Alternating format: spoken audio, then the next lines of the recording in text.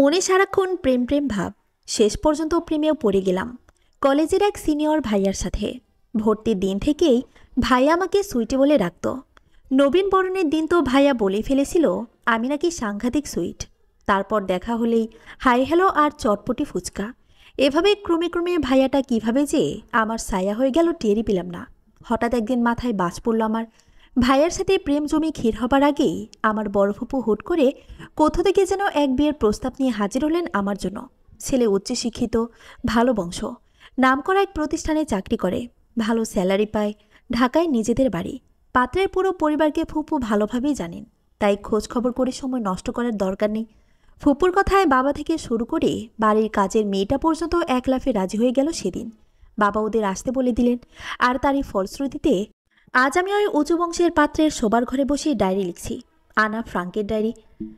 যদিও আমার নাম আনা ফ্রাঙ্ক নয়, নিকিতা জামান আনা। কি করছো আনা?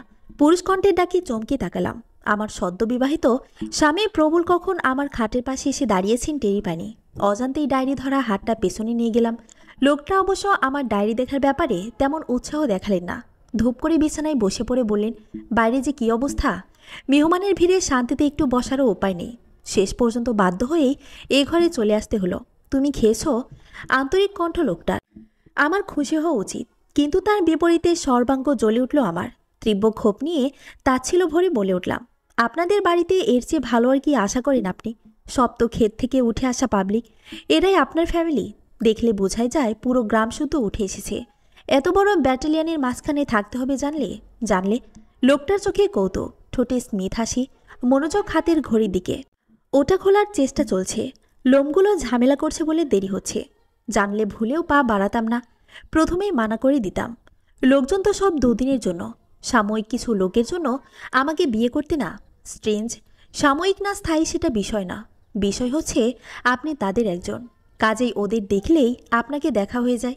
রাগের মাথায় কথাটা বলে লোকটার চেহারায় রাগ বা অপমানের চিহ্ন দেখার আশায় তাকালাম, কারণ আমার প্রচণ্ড ইচ্ছে হচ্ছে লোকটাকে আমি ইচ্ছে মতো অপমান করে তুলোধুনো করে ফেলি। এই লোকটার প্রতি আধিক্ষেতার জন্যই আজ আমি এখানে, নইলে এ সময় আমি রাজীবের পাশেই থাকতাম। ওর বাইকের পেছনে বসে দুরন্ত বাতাসে উড়ন্ত চুল উড়িয়ে ছুটে যেতাম দূর দূরান্তে। আর নয়তো দারুণ ক্যাফে শফে বসে রিকিঝিকি মিউজিকের সাথে সময়টা কাটাতাম। সেসব না করে আমি এই বেকুবটার ঘর সামলাচ্ছি। ইতিমধ্যে সকাল থেকে দুবার চা পর্ব সমাধা হয়ে গেছে, আর আমি অভাগী সেই চা বানিয়ে কাজের মেয়ে হাতে তুলে দিয়েছি সার্ভ করার জন্য, কারণ তারা সবাই নাকি আজ আমার হাতে চা খাবেন। এক গ্লাস পানি দিতে পারবে? ঘড়িটা বেড সাইড টেবিলে রেখে বলল লোকটা। তীব্র স্বরে বলতে চাইলাম, নিজের হাত নাই, নিয়ে খেতে পারেন না? কিন্তু চিরাচরিত কিছু সংসারবোধ থেকেই কথাটা ঠিক ওইভাবে মুখে আনতে পারলাম না। উষ্মার সাথে বললাম, পারবো না কেন? এই কাজের জন্যই তো দুনিয়াতে এসেছি। নারীরা পুরুষের খেদমত করবে, এটাই তো নারীর ধর্ম। বলেই বিছানা ছাড়তে গেলে লোকটা আমার হাত ধরে ফেলল। মন বলল সে হাত ধরার বাহানা খুঁজছিল, আসলে আমার এই কথায় সেটা পেয়ে গেল। আসলে ব্যাপারটা এরকম না, আমি তোমাকে আদেশ করিনি, এটা নিছক আবদার বলতে পারো। নববধূর হাতে পানি খেতে চাওয়া নিশ্চয়ই অন্যায় নয়। তুমি মাইন্ড করবে জানলে আমি বলতামই না। হয়েছে, হাত ছাড়েন। খপাখপ হাত ধরবেন না তো। আপনার হাতগুলো সারাশির মতো, আমি ব্যথা পাই। Oh sorry. দ্রুত হাত ছেড়ে দিয়ে সে নিজে উঠে গেল পানি আনতে। তবে আমার মনে সেটা খুব একটা আনন্দ জোগালো না। লোকটাকে অপমান করে সুখ পাচ্ছি না আমি। যাই বলি সে মেনে নেয় বা মানিয়ে নেবার চেষ্টা করে। এরপর আর কি করতে পারি আমি?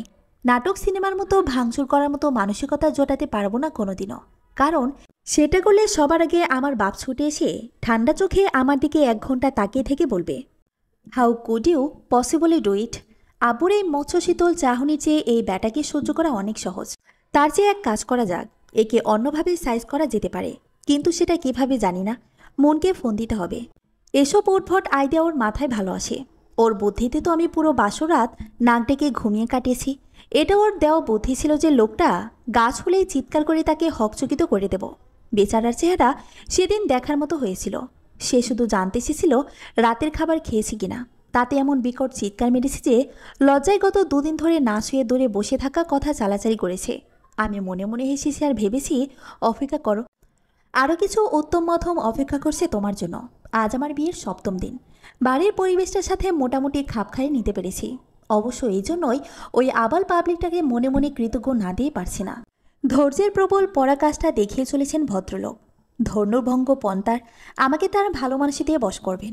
আমিও যদি মুখে কিছু বলি না, তবে মনে মনে হাসি আর ভাবি একটু অপেক্ষা করো, কিছুদিন পর হাম দিল দে চুকে সানাম মুভির মতো আমাকে রাজীবের হাতে তুলে দিয়ে আসতে বাধ্য হবা ভালো মানুষ স্বামী আমার। অবশ্য যদি তোমার এই রূপটা অরিজিনাল হয়ে থাকে। সন্ধ্যের পরপর চা নাস্তা সেরে টিভি দেখছিলাম। বাড়িতে মেহমানের চাপ অনেকখানি কমে গেছে। ক্ষেতগুলো সব ক্ষেত ফিরে গেছে। শ্বশুর মহাশয় নিজের রুমে বসে হয়তো টিভি দেখছেন, আর শাশুড়ি আম্মা গেছেন তার এক আত্মীয়কে দেখতে। সে নাকি হঠাৎ মারাত্মক অসুস্থ হয়ে হাসপাতালে ভর্তি হয়েছে। শাশুড়ি সেখানেই দৌড়াচ্ছে। পাশেই রাখা আমার সেলফোনটা বাজলে না তাকেই রিসিভ করলাম। ভালো করে জানি এই বেকুবটা ফোন করেছে, আর নয়তো আমার মা জননী। এই সময়টাতে এরা দুজনই ফোন করে। হ্যালো বলে লাফিয়ে উঠলাম রাজীবের কণ্ঠ শুনে। ঢোক গিলে বললাম, তুমি? হ্যাঁ আমি। কেমন আছো জানতে চেয়ে ফোন করলাম। বন্ধু হিসেবে এতটুকু অধিকার নিশ্চয়ই আছে আমার। কি বলো সুইটি? বুকের ভেতর কাঁপন জাগালো নামটা। কাপা স্বরে বললাম, 7 দিন পর তোমার আমার কথা মনে হলো। আগে কিভাবে ফোন দিতাম বলো? তুমি নিশ্চয়ই একঝাঁক শরণার্থী পরিবেষ্টিত হয়ে বসেছিলে। আজ মনে হলো তোমাকে ফ্রি পাবো, তাই সাহস করে ফোন দিলাম। আমাকে ফোন দেবার জন্য তোমার সাহসের এত আকাল পড়ে যাবে আগে বুঝিনি তো। বলতে গিয়ে সম্ভবত কিছু ক্ষোভ ঝরে থাকবে। রাজীব দ্রুত বলে উঠল, তোমাকে ফোন দেবার জন্য বা তোমার সাথে দেখা করার জন্য আমার সাহসের আকাল কোনোদিনও পড়েনি, আর পড়বেও না। বরং তুমি ভেবে দেখো যে তুমি আমার সাথে যোগাযোগ রক্ষা করতে পারবে কি না। না পারলে কথা বলছি কিভাবে? নিশ্চয়ই আশেপাশে কেউ নেই, থাকলে বা মানছে কে? কিছুটা দাম্ভিক শোনালো আমার কণ্ঠস্বর। রাজীব উৎফুল্ল হলো, ওয়াও, দ্যাটস দ্য স্পিরিট। তাহলে আমরা মোলাকাত করতে পারি কি বলো? তা তো পারি, কিন্তু এই সাক্ষাতের ভবিষ্যৎ কি সেটাও আমাকে জানতে হবে। কথাটা কিছুটা অভিমান থেকে বললাম, কারণ এই গাধাটার সাথে বিয়ে হবার আগের রাতে রাজীবকে অনেকবার ফোন করেও পাইনি আমি। পরদিন যাওয়া পেলাম, রাজীব পালিয়ে যেতে রাজি হলো না। উল্টো আমাকে সব কিছু মেনে নিতে বলল, কারণ ওর মায়ের শরীর নাকি খুব খারাপ। বাসায় এখন এসব নিয়ে কথা বলতে পারবে না। ভবিষ্যৎ কি বলতে? রাজীব বলল, ভবিষ্যৎ কি তুমি বুঝো না? আমি এই খ্যাতমার্কা বেকুবের সংসার করব সারা জীবন। ও আচ্ছা, এই কথা। আসলে এটা বেশ লম্বা আলোচনার ব্যাপার। সামনাসামনি বসে কথা বলে সমাধানে আসতে হবে আমাদের। ফোনে সব আলোচনা হয় না। কবে দেখা করতে পারবে বলো? তুমি চাইলে কালই মিট করতে পারি। বাপ্পা, বেশ সাহসী হয়ে গেছো মনে হয়। পিছুটান বা হারাবার ভয় মানুষকে ভীতু করে। দুটোর কোনোটাই আমার নেই। ভয় বলতে একমাত্র বাপি, নইলে এদের ফিলিংসের চারানার দামও আমার কাছে নেই। আমি তো কেবল বাপের কথা ভেবে রাজি হয়েছি। তার উপর তুমি সে সময় জলদি কোনো সিদ্ধান্তে আসতে পারিনি। সব মিলে আমাকে রাজি হতে হয়েছে, নইলে আমাকে ইয়েস বলানো অত সহজ ছিল না। রাজীব কয়েক সেকেন্ড নীরব থেকে বলল, ওকে, কাল দেখা হচ্ছে তাহলে। কলেজে যাবে সকালে? সশব্দে কুলকুচা করতে করতে বলল লোকটা। রাগে গা জ্বলে যাচ্ছে আমার। আঙ্কেল বলিহারি, ঘরের ভেতর যে মানুষ বেসিন দেয় সেটাই বাড়িতে না এলে জানা হতো না। বারান্দায় যাবার দরজাটার পাশেই একটা পিলার পড়ায় তার পণ্য সদ্ব্যবহার করেছে এরা। চিপার মধ্যে বেসিন ঢুকিয়ে দিয়েছে যত সব। রেগে কায় হয়ে মুখ গোজ করে বসে রইলাম। জবাব দিলাম না কথার, কারণ জবাব দিলেই কথা চালাচালি হবে। বেকুবটা বেসিনের কাজ শেষ করে ফিরে আসুক, তারপর যা বলার বলবো। আমাকে নীরব দেখে সে আর কিছু বলল না, শব্দ করে কুলি ফেললো। তারপর তলে হাতে আমার সামনে এসে দাঁড়ালো। কাল কিছু আছে নাকি কলেজে? কিছু না থাকলে যাওয়া যাবে না নাকি? মুখ ভাব কঠিন করে বললাম। লোকটা কি বুঝলো কে জানে, থমকে গিয়ে বলল, না তা তো অবশ্যই না, এমনি জানতে চাইলাম। তোমার উপর আস্থা আছে আমার। কথাটা আমার ব্রহ্মতালে জ্বালিয়ে দিল। What do you mean by আস্থা আছে? এটা বলে কি প্রমাণ করতে চাইলেন আপনি যেন আমি বাইরে গিয়ে উল্টাপাল্টা কিছু না করি? লোকটা আহত চোখে তাকালো। আমি এসব ভেবে বলিনি আনা। বুঝতে পারছি না কেন তুমি আমার প্রতিটা কথার কদর্ত করছো। আমি তো শুধু বলতে চেয়েছি, থাক, আর সাফাই গাইতে হবে না। আপনাদের ছেলেদের আমার ভালো করেই জানা আছে। মুখ ফিরিয়ে নিয়ে বললাম। সেও বেহারের মতো হেসে বলল, কিন্তু আমার জানা নেই। এ ব্যাপারে আমাকে নভিসই বলতে পারো। আচ্ছা, এসব কথা রেখে আমাকে নাস্তা দাও বলে দ্রুত সচকিত ভঙ্গিতে বলল, সরি, নাস্তা চাইলাম বলে আবার মাইন্ড করলে নাকি? কড়া চোখে তাকিয়ে উঠে পড়লাম নাস্তা আনতে। মাথায় একটার পর একটা পরিকল্পনা সাজাচ্ছি একা একাই, কোনটাই মনোমতো হচ্ছে না। শেষ পর্যন্ত সিদ্ধান্ত নিলাম, আগে রাজীবের সাথে কথা বলবো, তারপর যা করার সেভাবেই করব। আন্দাজে এটা সেটা ভেবে লাভ নেই। দেখি রাজীব কি বলে। হাই। বাতাসের মতো মৃদু শব্দটা শুনে মুখ তুলল রাজীব। তাকে স্থির হয়ে গেল। এতক্ষণ বেশ মনোযোগ দিয়ে মোবাইলে স্ক্রল করছিল। আনাকে সামনে দাঁড়িয়ে থাকতে দেখে তাৎক্ষণিকভাবে ওর মুখে কোনো কথা জোগালো না। কয়েক সেকেন্ড সময় লাগলো ওর নিজেকে সামলাতে। মাত্র 7 দিনের ব্যবধানে যে একটা মেয়ে এতটা বদলে যেতে পারে তা আনাকে না দেখলে ওর পক্ষে বিশ্বাস করা কঠিন হতো। সে যেদিন আনাকে দেখেছিল সেদিনও আনা ছিল নিতান্তই একজন তরুণী, যার গায়ে ছিল একটি সুতার কাজ করা সাধারণ 3 পিস। অবশ্য আনা এমনিতেই সাজগোজ কম করলেও ওর 3 পিসগুলো ছিল বেশ রুচিশীল ধরনের, তাতে ওকে বেশ চমৎকার লাগতো আর আসতো। সন্তর্পণে চাপা দীর্ঘশ্বাসের সাথে চমৎকার বন্ধু বাৎসল একটা হাসি দিল রাজীব। একই সাথে চেয়ার ছেড়ে উঠে দাঁড়ালো অনেকটা সম্মানের ভঙ্গিতে। জানে মেয়েরা এই ধরনের অ্যাটেনশন খুব পছন্দ করে, আনাও করবে, এটাই স্বাভাবিক। তবে এইটুকু পরিসরে গোটা আনাকে এক লোহমায় দেখে নিল সে। হালকা জরির বটি বটি কাজের ব্লাউজ পরেছে আনা, যার পাড়টা সরু সোনালি কাজের। হালকা ধূপছা রঙের শাড়ি পরেছে, যার আঁচলটা ব্লাউজের মেরুন রংটাকে শুধু সাপোর্টই করছে না, আনাকে রীতিমতো ডলারে পরিণত করেছে। তবে এর সবটাই রাজীবের মনে। বাড়ি সে শান্ত সমাহিত। মুগ্ধতার দৃষ্টি ছড়িয়ে দিয়ে হাসলো রাজীব। বাপরে, তোমাকে তো চেনাই যাচ্ছে না। আমি ভাবছিলাম তোমার কোনো যমজ বোন কিনা। আগের আনার সাথে মেলাতে কষ্ট ছিল, তাই যাক, তবুও ভালো যে মিলে দেখার কষ্টটুকু করেছো। আনা হাসছি না। রাজীবের দীর্ঘশ্বাস পড়ল। সেটা কাটিয়ে উঠে বলল, বসো, কি খাবে সেটা আগে বলো, অর্ডার করে দে। কথার মাঝখানে ইন্টারাপশন চাই না। এখন কিছু খাবো না, খিদে পাইনি। দেরি করে নাস্তা করেছি আজ। বলো কি, এত দেরি করে নাস্তা? ঘুম থেকে উঠতে দেরি হয়ে গিয়েছিল আজ। হালকা চালে কথাটা বললেও রাজীব কথাটাকে লুফে নিল। ঠাট্টার স্বরে বলল, হ্যাঁ, নতুন বিয়ে হয়েছে, ঘুম ভাঙতে দেরি তো হবে। বলা মাত্রই আনা সরু চোখে তাকালো। কিছু ইঙ্গিত করলে মনে হচ্ছে। রাজীব দ্রুত প্রসঙ্গোত্তরে বলল, আরে না, কোনো ইঙ্গিত ফিঙ্গিত না রে ভাই। তোমার সৌভাগ্যে ঈর্ষান্বিত আমি।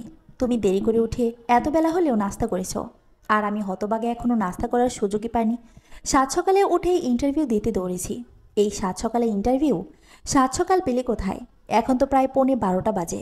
মোবাইল ঘুরিয়ে দেখালো রাজীব। ও, ইন্টারভিউ কেমন হলো? চাকরি হবে এখানে, কেমন বুঝলে? একসাথে কয়েকটা প্রশ্ন করলো আনা। আর চাকরি? আজকাল চাচা মামা না থাকলে চাকরি হয় না। পড়াশোনার কি করবে? ছেড়ে দেবে? যেন আনা নিজে আজ রাজীবের ইন্টারভিউ নিচ্ছে। রাজীব মাথা নাড়ল হতাশা ভঙ্গিতে। কি করব নিজেও জানে না। তোমাকে যখন পেলাম না, আর চাকরি পেয়ে কী হবে? পড়াশোনা করেই বা কী হবে? রাজীবের চেহারায় নিখাত বিষণ্ণতা। আনার মুখভাব কঠিন হলো। তোমার এসব মিনমিনের স্বভাবটাই আমার অসহ্য লাগে। আমার বিয়ে হয়েছে তো কি হয়েছে? এই বিয়ে হলেও সেটা হয়েছে কাগজে কলমে।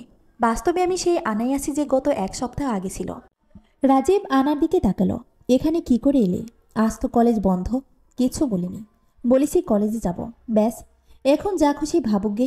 কিছুটা বেপরা ভঙ্গিতে বলে রাজীবের চোখে চোখ রাখলো আনা। বলল, তোমার এই নীরবতা আমাকে শেষ করে দিচ্ছে রাজীব। আমি ওকে একদম সহ্য করতে পারছি না। প্লিজ কিছু একটা করো। আসলে আমার চাকরিটা হয়ে গেলে আর দেখতে হতো না। নিজে চলতে পারি না, তোমাকে খাওয়াবো কি? সম্পর্ক গড়ার আগে কথাটা ভাবা উচিত ছিল তোমার। মনে আছে তো কিভাবে আমার পেছনে পড়ে সম্পর্ক গড়িয়েছিলে তুমি? আনার চেহারায় চাপা রাগ। রাজীব এবার আফসোসের সুরে বলল, আহ, তুমি চট করে রেগে যাও কেন বলো তো? আমি তো একবারও বলিনি যে তোমাকে বিয়ে করব না। কিন্তু বাস্তব পরিস্থিতি তো মানতে হবে। আপাতত কয়েকটা দিন ম্যানেজ করে নাও। তারপর? তারপর কি? তোমার চাকরি হয়ে যাবে? হতেও তো পারে। তাছাড়া তোমাকে ওখান থেকে বেরোতে হলেও সিস্টেমেটিক ওয়েতে বেরোতে হবে। এমনি এমনি তো আর বেরোতে পারছি না। কাজেই আমাদের দুজনকে সময় নিয়ে এগোতে হবে।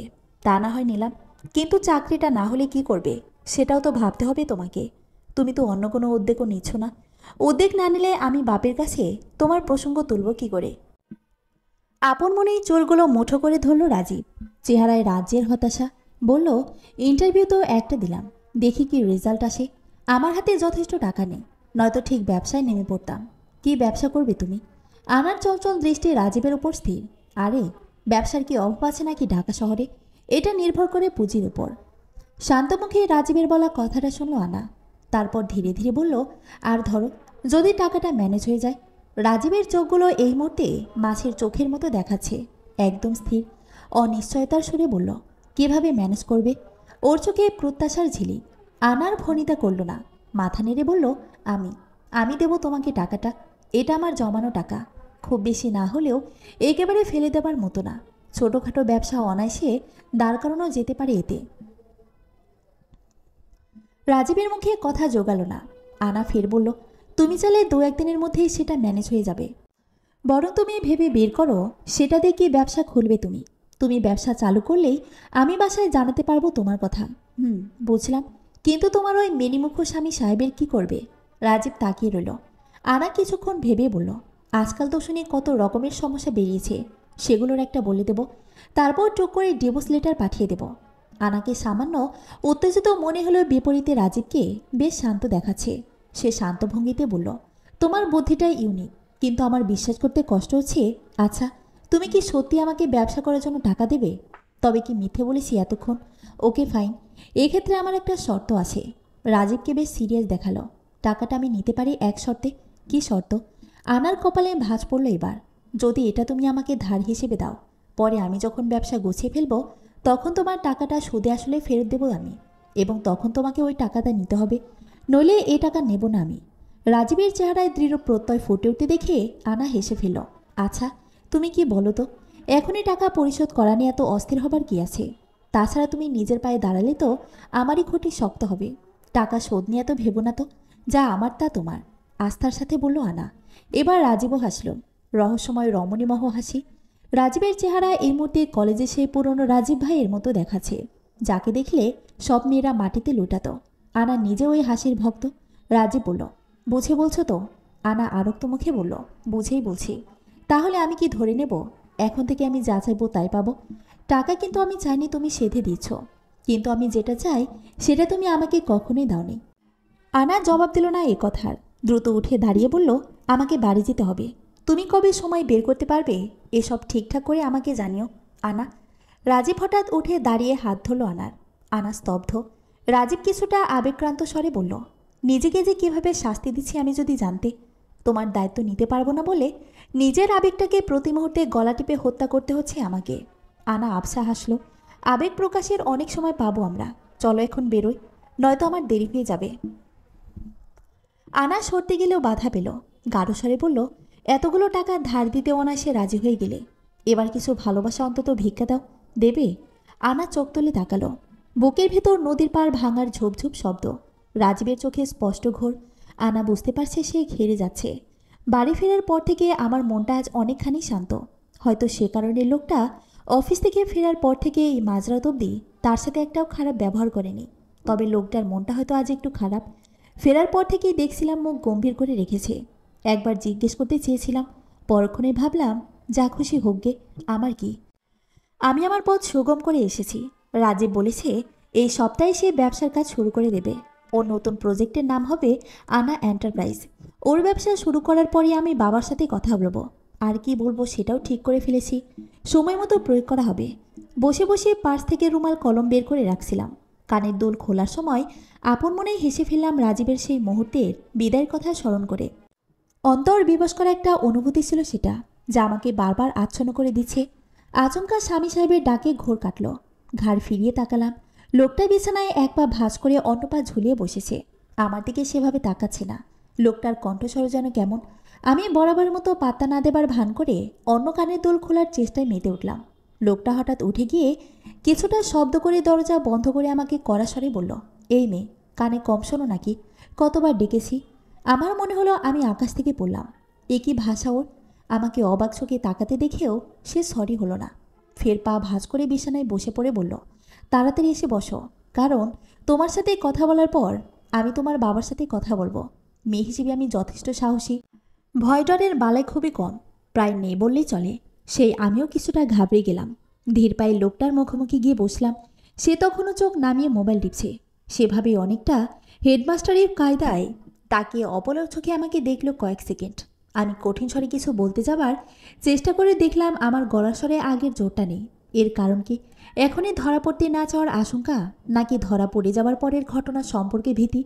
যদি সত্যি সত্যি লোকটা সব জেনে ফেলে আর তোলকালাম করে, তাহলে আমাদের প্ল্যান বরবাদ হয়ে যাবে। ভেতরে ভেতরে ঘামতে লাগলাম। লোকটা এবার মোবাইল রেখে আমার দিকে তাকিয়ে শান্ত ভঙ্গিতে বলল, তোমার সাথে আজ ক্যাফে রিওতে যে ছেলেটা ছিল সে তোমার কি হয়? মাথার উপর ছাদটা ধুরুম করে ভেঙে পড়লেও বোধহয় এতটা অবাক হতাম না আমি।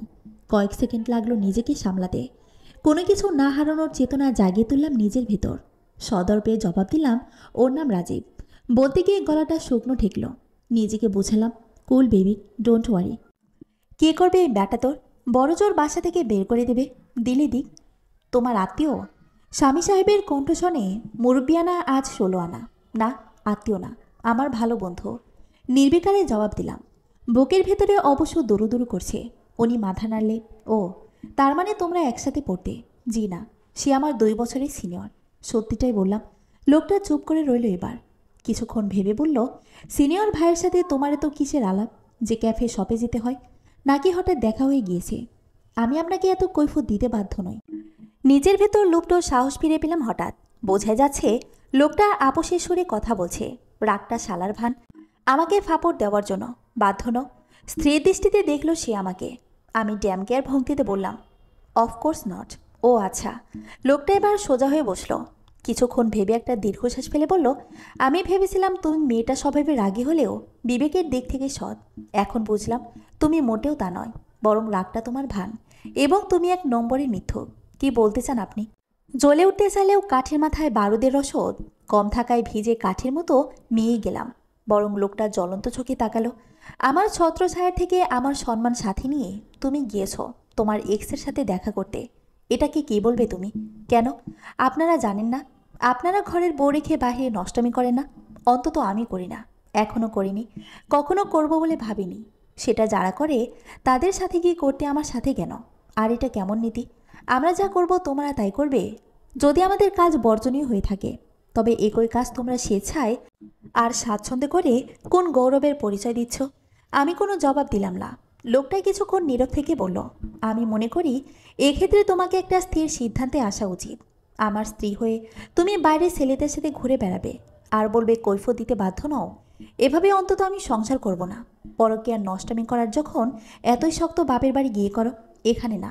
আমি কিছু বলতে গিয়েও থেমে গেলাম, কারণ তাৎক্ষণিকভাবে দেবার মতো কোনো জোৎসই উত্তর খুঁজে পেলাম না।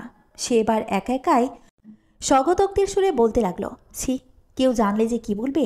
কিছুক্ষণ থেমে আমার দিকে তাকিয়ে বললেন, স্বামী স্ত্রী দুজনের ভালোবাসার ভিত্তি হলো সততার বিশ্বাস। এখানে তো দুটোর একটাও নেই। এবার আর থাকতে পারলাম না। তীব্র স্বরে বলে উঠলাম, এত যখন বোঝেন তখন বিয়ের আগে কেন জানতে চাইলেন না যে আমি কাউকে ভালোবাসি কিনা? এখন যে বড় সততা ফলাচ্ছেন, তখন তো আমার ছবি দেখেই চোখ বন্ধ করে হ্যাঁ বলে দিয়েছিলেন। আমি তো পরিবারের চাপে বাধ্য হয়ে বিয়েতে রাজি হয়েছি, স্বেচ্ছাই হয়নি। দোষ কি আমার? লোকটা এবার শান্ত হয়ে গেল। ঢোক গেলে দুহাতে মুখ ঢেকে বলল, সত্যি তুমি ঠিকই বলেছ, দোষটা আমারই। সুন্দর সব জিনিসই যে উপকারী হয় না, কথাটা ভুলে গিয়েছিলাম বলে একটা বড়সড় দীর্ঘশ্বাস ফেলল সে। কিছু মনে করো না। না, তুমি যতক্ষণ এ বাড়িতে আসো ততক্ষণ তুমি আমার সম্মান, এ বাড়ির সম্মান। এখন থেকে তুমি যেখানে যাবে আমার সম্মান তোমার সাথেই যাবে। যেখানে যা করবে তা আমারই প্রতিনিধিত্ব করা হবে। তার মানে মানুষ হিসেবে আমার কোনো অবস্থান নেই। আমি পরগাছা? তা হবে কেন? কিছুটা অসহায় ভঙ্গিতে বলল লোকটা। আমি মোটেও দমে গেলাম না। দাপটের সাথে বললাম, তা হবে কেন মানে? তাই তো হচ্ছে। এখানে আমার কোনো ভালো লাগা মন্দ লাগা নেই, নিজস্ব অস্তিত্ব নেই, ব্যক্তিত্ব নেই। আমি মেয়ে বলে আমাকে নিজের চিন্তা বাদ দিয়ে অপরের সম্মান বয়ে বেড়াতে হবে। একদিন বাপেরটা বইছি, আজ আপনারটা বইব। বইবার জন্যই তো বেঁচে আছি।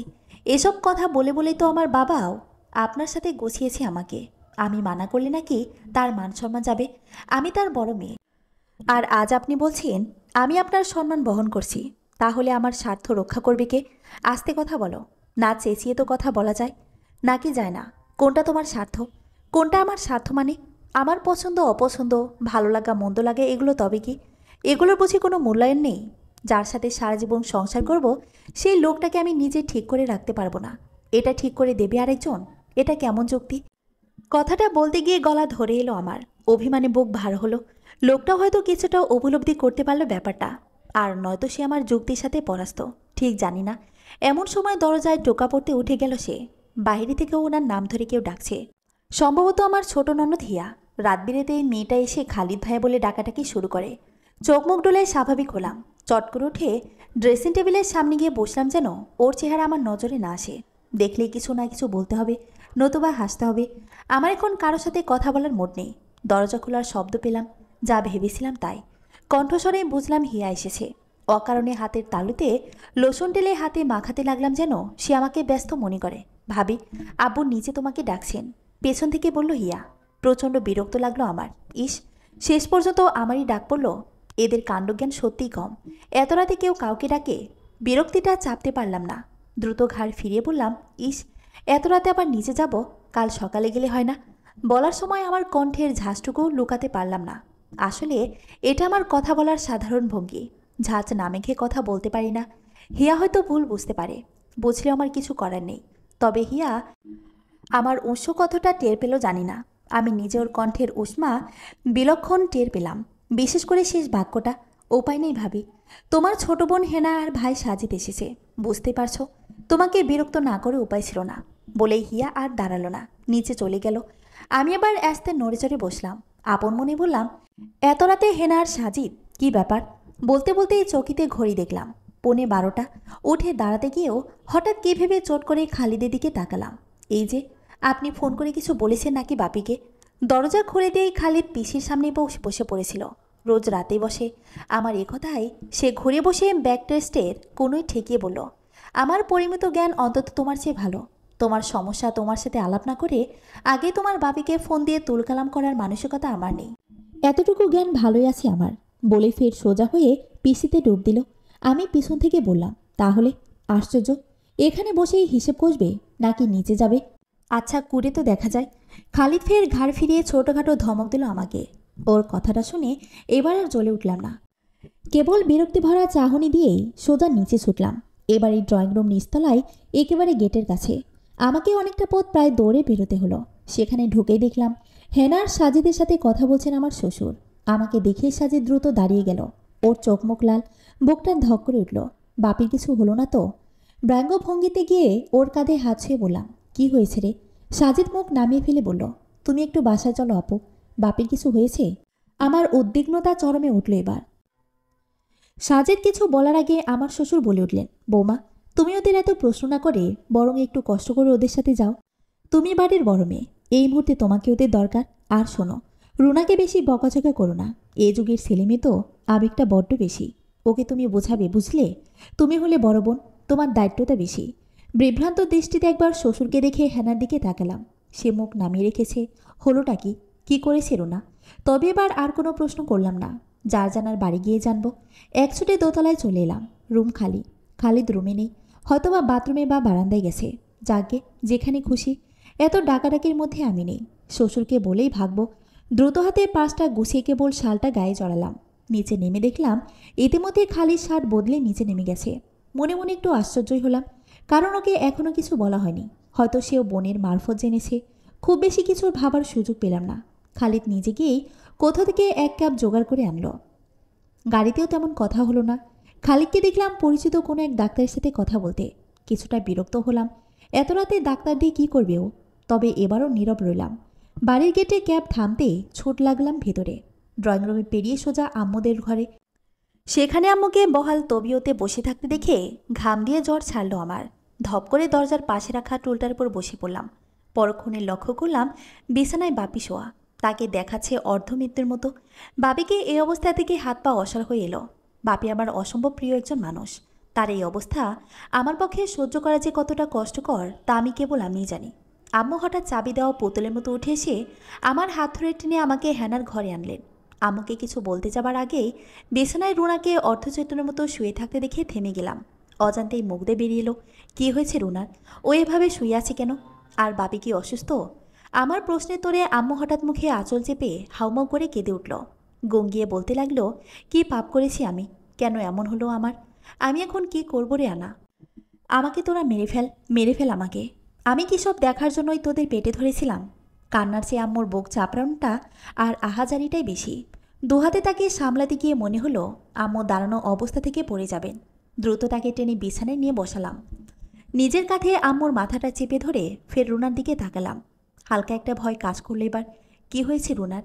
এই রুমটা একসময় আমার ছিল। বিয়ের আগে আমি একা থাকতাম এখানে। হঠাৎ কেউ একজন বাপির কানে মন্ত্র গুঁজে দিয়ে বলল, সাবালিকা মেয়েদের নাকি ঘরে একা রাখতে নেই, নানান ধরনের সমস্যা হয়। বাপি কথাটা আম্মুকে শেয়ার করলেন। তারপর থেকে রুমটাতে হেনার রুনার খাট ঢুকলো। তবে আমি সবার বড় বলে আমার বিছানা বরাবরই আলাদা। রুমের অপর পাশে সেমি ডাবল বিছানাটায় হেনার রুনার শোবার ব্যবস্থা। ব্যাপারটা এমন না যে বাড়িতে রুমের অভাব। বাপি অনায়াসে আমাকে আলাদা রুমেই থাকতে দিতে পারতেন, কিন্তু ওই যে বললাম মন্ত্র, সেই মন্ত্র বলে আমি একা থাকতে পারিনি। এটা ছাড়াও আমার মধ্যে রাতে দুঃস্বপ্ন দেখে ভয় পাবার একটা প্রবণতা ছিল। যদিও এটাকে আমি কখনোই ধর্তব্যের মধ্যে আনিনি, কিন্তু বাপি যেন এটার সুযোগ নিয়েই আমার একা একা থাকা বন্ধ করলেন। তাতে অবশ্য আমার ব্যক্তিগত জীবনযাপনে খুব বড় ধরনের কোনো সমস্যা তৈরি হয়নি। হ্যানার রুনার সামনে আমি রাজীবের সাথে কথা বলেছি ঘন্টার পর ঘন্টা। সবার বড় বোন বলে এ বাড়িতে একটা অলিখিত ক্ষমতা আমার সবসময় ছিল। আমার কথার ওপর কথা বলবে এমন সাহস সাজিদ, হ্যানা বা রুনা কারোর ছিল না। তবে রুনা আমার পিঠাপিঠি বলে ও মাঝে মধ্যে একটু বিদ্রোহ করত। রুনার সাথে আমার বয়সের পার্থক্য মাত্র 3 বছরের। সে তুলনায় হ্যানার সাজিদ অনেক ছোট। ইতিমধ্যে আম্মু অনেকটাই শান্ত হয়ে এসেছে। আমাকে দেখার পর আবেগের প্রাথমিক যে ঝাপটুকু ছিল সেটা কেটে গেছে। তবে তার চোখ থেকে অনবরত পানি ঝরছে। কাঁদতে কাঁদতে বলতে লাগলেন, আমাদের মান সম্মান সব শেষ হয়ে গেল রেহানা। আমি এখন কি করব বলতে পারিস? তোর বাবা আমাকে বলে, রেহানা 1 গ্লাস পানিতে বেশি করে বিষ মেশাও, চলো দুজনে মিলে খেয়ে মরে যায়, তাহলে আর কিছু দেখতে হবে না। ওইদিকে তোর নতুন শ্বশুরবাড়ি, কি জবাব দেবো ওদেরকে? আমার মাথা কাজ করে না। তবু তো সাজিদের বুদ্ধিতে তোকে মিথ্যা বলে ডাকিয়েছি। আমি শূন্য দৃষ্টিতে চেয়ে রইলাম আম্মুর দিকে। হ্যানা পাশ থেকে বলল, খালিদ ভাই বাপির সাথে কথা বলেছে। এতক্ষণে নিশ্চয় সব জেনে গেছেন উনি। আমি এবার ওর দিকেও তাকালাম। নিজেকে বেশ বোকা বলে মনে হচ্ছিল আমার। ঘটনার আকস্মিকতায় বিমূঢ় হয়ে গেছি। হ্যানার দিকে তাকালাম। চুপ করে রোনার দিকে তাকিয়ে আছে। মেয়েটার বয়স এখনও অনেক কম, মাত্র এসএসসি দেবে। অথচ ওর আজকের আচরণটা একদম বড়দের মতো। মন বলছে বাড়িতে যে ঘটনা ঘটেছে তা ওর সামনে ঘটা উচিত ছিল না। পুরো বিষয়টাকেও কিভাবে দেখছে কে জানে। অস্বস্তি চেপে বললাম, কি হয়েছেটা কি আম্মু? আমাকে সবটা খুলে বলবে প্লিজ। রুনা কি করেছে যে সবাই এত আপসেট? আম্মু এবার রুনার দিকে তীব্র ঘৃণার দৃষ্টিতে তাকিয়ে বললেন, তোর বোন কুমারী মা হতে চলেছে। আর শুনবি, ঐশিল এখন দায়িত্ব নিতে অস্বীকৃতি জানিয়েছে বলে তোর বোন ঘুমের ওষুধ খেতে যাচ্ছিল। হ্যানা দেখে ফেলেছে বলে নিঃশব্দ কানায় ভেঙে পড়লেন আম্মু। আমি অসার কণ্ঠে জানতে চাইলাম, এসব কবে হলো? মানে কবে টের পেল? হ্যানা আজই? প্রথমে বুঝিনি। এমনিতেও হারামজাদি গত কয়েকদিন ধরেই ভাত খেতে পারছিল না, যা খায় বমি হয়ে যায়। শেষ পর্যন্ত তোর বাবা বলল, ওর জন্ডিস ফন্ডিস হয়েছে কিনা দেখ, নয়তো ডাক্তার দেখাও। আজকাল ওয়েদার ভালো না, সেই ডাক্তার দেখাতে গিয়ে শুনি। আম্মু থেমে গেলেন, সাথে হু হু করে কান্না। আমি নিজেকে বিচলিত হতে দিলাম না। আম্মুর কান্নাকে পাত্তা না দিয়ে বললাম, তোমাদের ভুলও তো হতে পারে, কেবল সন্দেহ থেকে। আরে কি সন্দেহ থেকেই? আম্মু যেন জ্বলে উঠলেন। আলট্রাস্নো করিয়েছি ওখানে। তার উপর তোর বোনের গত মাস থেকে পিরিয়ড নেই। আর আবার কী লাগে বুঝতে? এই হারামজাদি পেট বাঁধানোর আগে মরে গেল না কেন? আমার তো মন চায় ওর গলা টিপে মেরে ফেলি। বলতে গিয়ে আম্মু যেভাবে রুনার দিকে তাকালেন তাতে মনে হলো এখনই ওর গলা টিপে ধরবেন। আমি কি করব ভেবে পেলাম না। মুখ শুকনো করে রুনার দিকে তাকালাম। মাত্র একদিনেই ওর চোখ মুখ কেমন বসে গেছে। বেচারি রুনা। নিজের কথা ভেবে শিউরে উঠলাম। ভাগ্যিস আমি এমন কিছু করিনি। কেন যেন সাহস হতো না। গতকাল তো রাজে পা ধরা বাকি রেখেছিল। বেরোবার পর ট্যাক্সি ভাড়া করেছিল ওর বন্ধুর বাড়ি। বহু কষ্টে ওকে নিবৃত্ত করতে হয়েছিল আমার। ও বারবার বলেছিল, এখন তো তুমি বিবাহিত, সমাজ সংসার কেউ জানবে না, কোনো ঝুঁকি নেই।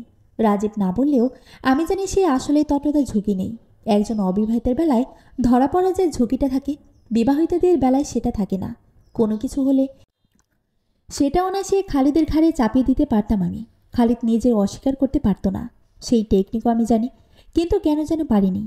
বাপির গেড়ে দেওয়া অযাচিত চেতনার ঝাড় থেকে চেতনারা সব ঝেড়ে পড়ে গেলেও টুকটাক যে 2-4টা রয়ে গেছিল, এটা তারই একটা। আর যাই হোক, প্রতারণা করতে পারবো না খালিদের সাথে। আনা দরজার বাহির থেকে খালিদের ডাক শুনে আমার প্রায় লাফ দিয়ে উঠে দাঁড়ালে। আমি ইশারায় তাকে শান্ত করে নিজে বেরিয়ে গেলাম। খালিদ দাঁড়িয়ে আছে বারান্দায়। আমার পায়ের শব্দে মুখ ফিরিয়ে বলল, এদিকে এসো বলে সে ড্রয়িং রুমে দিয়ে হাঁটা ধরল। দ্বিধান্বিত পায়ে খালিদের পিছু পিছু হাঁটা দিলাম। টের পেলাম এক অজানা লজ্জা আমাকে ঘিরে ধরেছে। মুখটা কোথায় লুকাবো ভেবে পেলাম না। জানি না খালিদ আমাকে কী ভাবছে। ড্রয়িং রুম একদম ফাঁকা। খালিদ একটা সোফা দখল করে বসে আমাকে ইশারা করলো ওর সামনে বসতে। এই প্রথম আমি তার আদেশ অক্ষরে অক্ষরে পালন করলাম। খালিদ নিজেই বলল, বাপের সাথে কথা হলো আমার। রুনা কি করে সে শুনছে তো। জবাব না দিয়ে মুখ নামিয়ে রাখলাম আমি। খালিদ কি বুঝলো কে জানে, চাপা ধমকের সুরে বলল, আপাতত দয়া করে এসব লাজুকতা সাজার নাটক বন্ধ করো। তুমি তো প্রগতিশীল নারী, প্রগতিবাদীদের এত লজ্জা শোভা পায় না। রুনা যা করেছে ওটা তার ব্যক্তি স্বাধীনতা।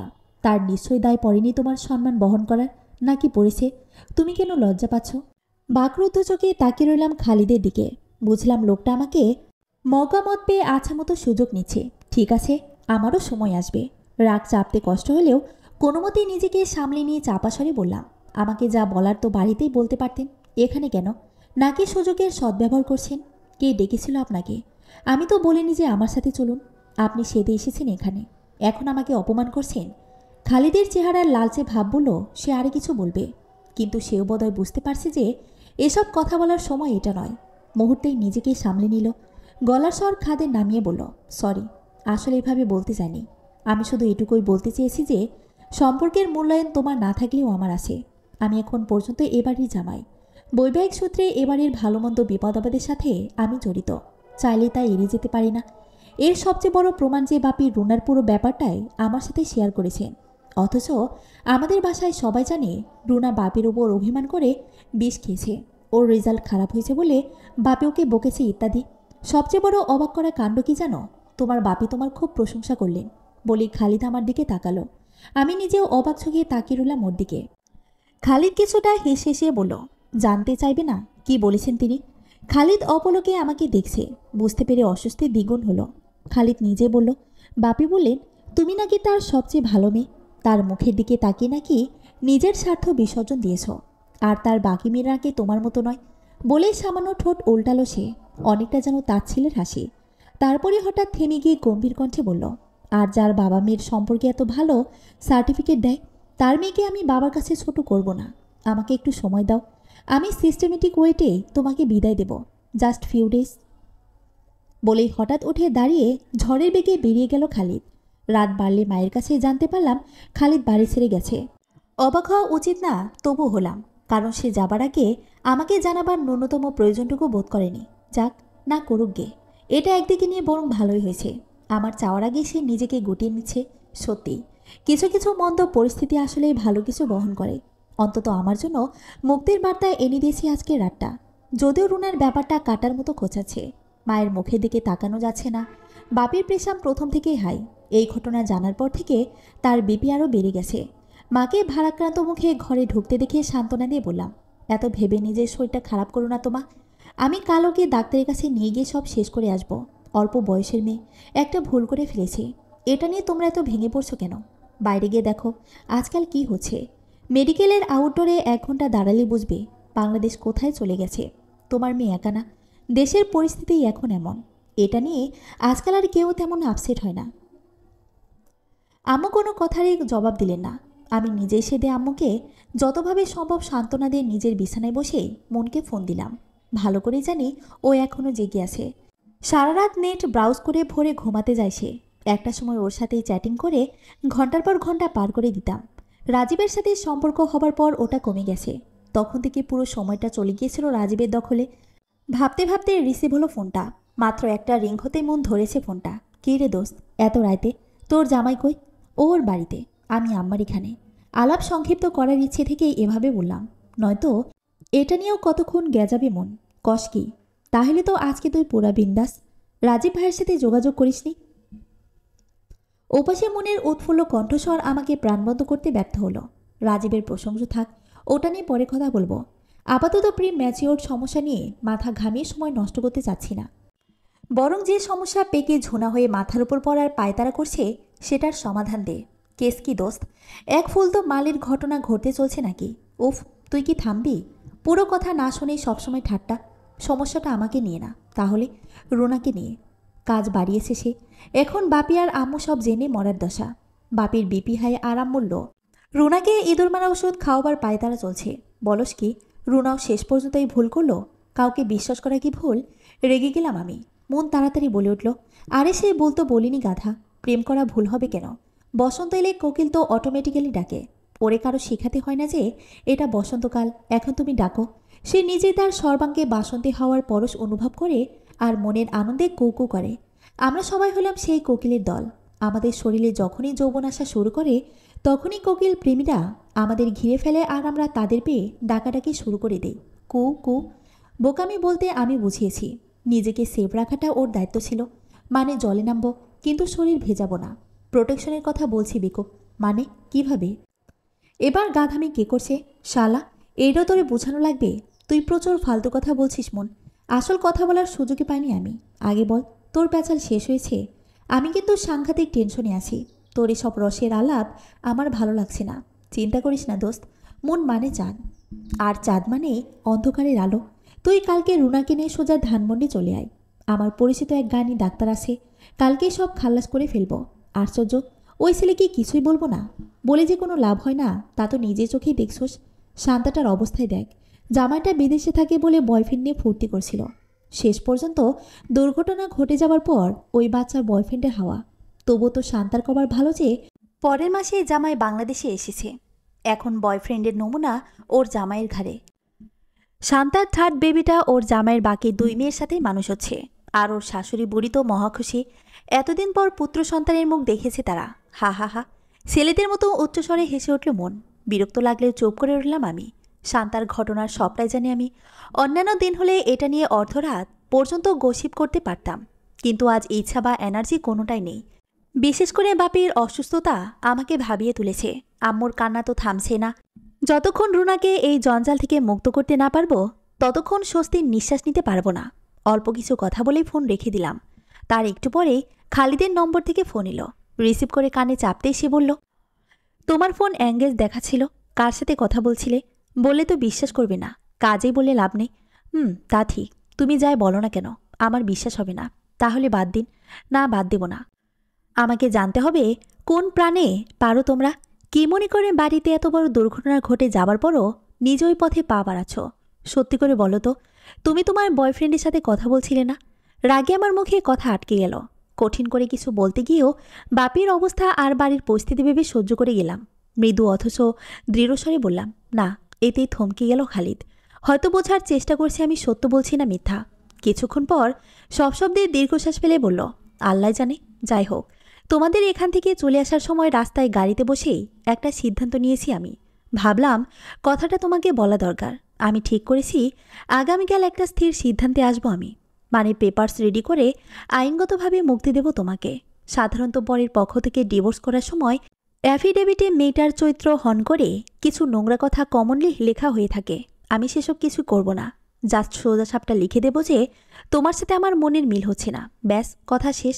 এরপর তোমার পরিবারকে কিভাবে কি বোঝাবে তুমি জানো। আমি আমার পরিবারকে সামলে নেব। আর হ্যাঁ, তোমার আর এখানে ব্যাক করার দরকার নেই। কাল আমি তোমার কিছু কাপড় হিয়াকে দিয়ে পাঠিয়ে দেব। আজ থেকে তুমি ওখানেই থাকবে। এতে করে তোমার নিজেরও দুটো বড় বড় লাভ হবে। এক, তোমার পরিবার জানবে তোমাদের পারিবারিক বিপর্যয়ের কারণে তোমার বিয়ে ভেঙে গেছে। এতে তোমার নিজের কোনো দোষ নেই, বরং তখন তারা তোমার বয়ফ্রেন্ডকে মেয়ের জামাই হিসেবে লুফে নেবে। আর তুমিও বাবার প্রিয়পাত্রী হয়েই রইলে। উল্টো কিছু বাড়তি অনুকম্পাও মিলবে তোমার। 2, আমার মতো ক্ষেতকে তোমার রোজ রোজ সহ্য করতে হবে না। আর আমার 10 মণ ওজনের সম্মানও তোমাকে বহন করতে হবে না। তুমি হবে নির্দায়, নির্ঝঞ্ঝাট। কি ঠিক আছে না? রাস্তায় অর্ধেকটা ভেবেছি, বাকিটা বাড়ি ফিরে শুয়ে শুয়ে ভেবে বের করলাম বুদ্ধিটা। আমি স্তব্ধ হয়ে কথাগুলো কেবল শুনেই যাচ্ছিলাম। এবার বললাম, আর আপনার বাসায় কি বলবেন? তারা তো আমার কথা জানতে চাইবে। সমস্যা নেই, তাদেরকে আপাতত কিছু বলার দরকার নেই। আম্মু জানে তোমার বোন রেজাল্ট খারাপ করার কারণে বিষ খেয়েছে। সে নিজেই বারবার বলছে তোমার সেখানে কিছুদিন থাকা দরকার। সুযোগটা লুফে নিয়েছি আমি। ঘরে ফিরেই আম্মুকে সোজা বলে দিয়েছি যে তোমাকে 7-8 দিনের জন্য বাপের বাড়ি রেখে এসেছি। তোমার বোন আর বাবা দুজনেই অসুস্থ। আম্মু রাজি। ও আচ্ছা, ঠিক আছে, রাখি তাহলে, স্বাভাবিক গলায় বললাম আমি। অমনি খালিদের একটা মিনিট শব্দটা শুনে আবারও সচকিত হলাম। খালিদ এবার মৃদুস্বরে বলল, একটা সত্যি কথা বলি। আমি জবাব দিলাম না। খালিদ বলে গেল, বাজত তোমার কাজটা দেখতে খারাপ হলেও ব্যক্তিগতভাবে আমি তোমার প্রতি অত্যন্ত কৃতজ্ঞ আনা। আমি এবারও কিছু বললাম না। বুঝতে চেষ্টা করছি খালিদের কথা কোন দিকে যাচ্ছে। খালিদের কণ্ঠস্বর ধীরে ধীরে কঠিন হয়ে যাচ্ছে। সে চাপাস্বরে বলল, অন্তত বাইরের বীজ যে তুমি আমার বংশে ঢুকিয়ে দাওনি বা আমার বংশধারাকে বিনষ্ট করনি, সেজন্য তোমার প্রতি হাজারবার কৃতজ্ঞ আমি। আজকের দিনে কত শত নারী যে স্বামীর ছত্রছায়া থেকে এই কাজটা করছে তার জরিপ করে পাগল হয়ে যেতে হবে। আল্লাহর হাজার শকর যে আমার কাঁধে পরের জল চাপেনি। অবিবাহিত থাকার সময় বিবাহিত বন্ধুদের মুখে ওদের খেতকদি শুনতাম। তারা অনেকেই তাদের স্ত্রীদের বিশ্বাস করত না।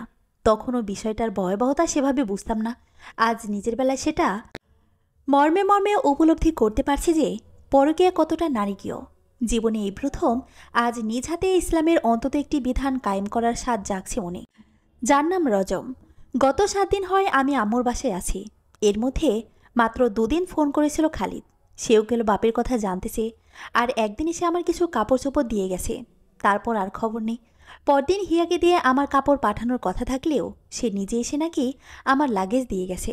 তবে কখন যে এসেছিল তখন আমি ঘুমিয়েছিলাম বলে ডাকতে দেয়নি আমাকে।